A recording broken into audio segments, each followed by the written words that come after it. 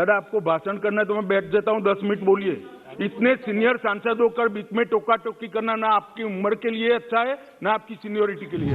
मान्यवर, एक बहुत सारे सदस्यों का सुझाव आया,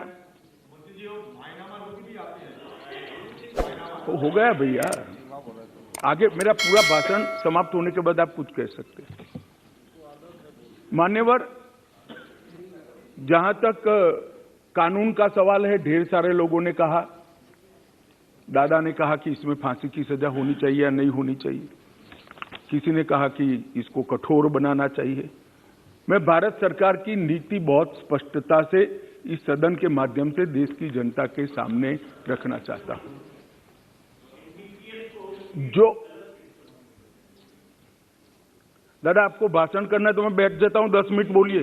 इतने सीनियर सांसद होकर बीच में टोका टोकी करना ना आपकी उम्र के लिए अच्छा है ना आपकी सीनियोरिटी के लिए अच्छा है। मैं बैठ जाता हूं, आप भाषण करिए 10 मिनट प्लीज। माननीय गृह मंत्री जी, माननीय गृह मंत्री जी,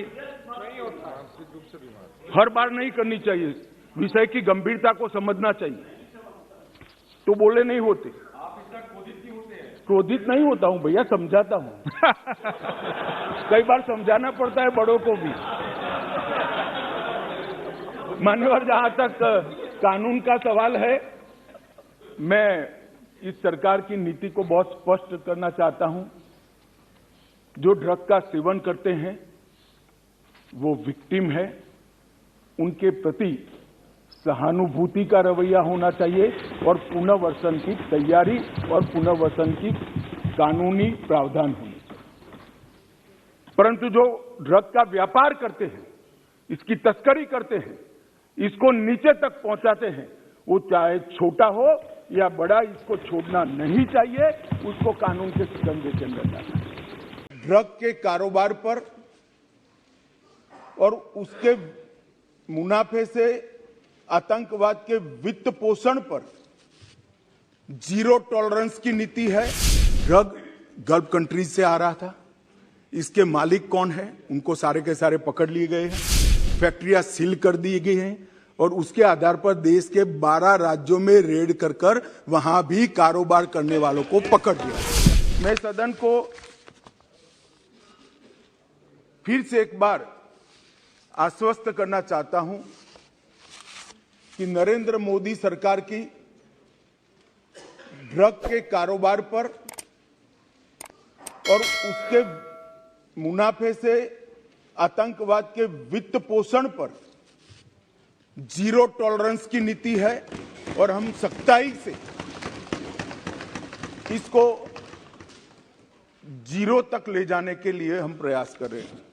ड्रग गल्फ कंट्रीज से आ रहा था, इसके मालिक कौन है, उनको सारे के सारे पकड़ लिए गए हैं, फैक्ट्रियां सील कर दी गई हैं और उसके आधार पर देश के 12 राज्यों में रेड कर वहां भी कारोबार करने वालों को पकड़ लिया।